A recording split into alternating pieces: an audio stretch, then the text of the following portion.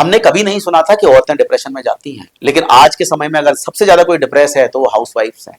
और उसका सबसे बड़ा कारण यह है कि उनके पास समय ही समय है। आज के समय में उतना काम ही नहीं है औरतों के पास में, तो वो करेंगी क्या?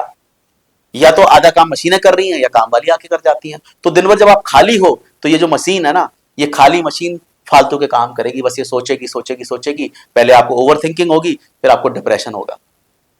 अब आप दिन भर खाली बैठे हो, सिर्फ मोबाइल स्क्रॉल करते जा रहे हो। जब आप मोबाइल में स्क्रॉल कर रहे हो तब भी आपका दिमाग घूम रहा है, कभी कुछ सोच रहा है, कभी कुछ सोच रहा है, कभी कुछ इनसिक्योरिटीज आ रही हैं। जब आप मोबाइल में देख रहे हो किसी अच्छी लड़की को अच्छे कपड़े पहने हुए कहीं हॉलीडेज में, तो आप उनसे कंपेयर करने लगते हो कि अरे ये तो मजे कर रहे हैं, इनकी जिंदगी तो कितनी अच्छी है और मैं देखो घर पे फालतू पड़ी हूँ, मैं तो सोफे पे पड़ी हूँ, मेरे पास कोई काम ही नहीं है, मेरे पास तो पैसे ही नहीं है। तो जब आप कंपेयर करने लगते हो तब आपको डिप्रेशन होता है। इसलिए जरूरी है इस मशीन को आप कभी खाली मत छोड़ो।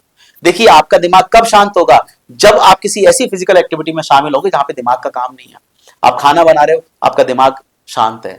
आप बर्तन धो रहे हो, आपका दिमाग शांत है। आप बच्चों को पढ़ा रहे हो, आपका दिमाग शांत है। आप किसी से झगड़ा कर रहे हो, बहस कर रहे हो, बातें कर रहे हो, आपका दिमाग शांत है। उस समय आपके दिमाग को रिलीफ मिल रहा है। लेकिन अगर आप कुछ नहीं कर रहे हो, खाली बैठे हो, तो उस समय आपका दिमाग सिर्फ दौड़ता रहेगा, दौड़ता रहेगा, दौड़ता रहेगा।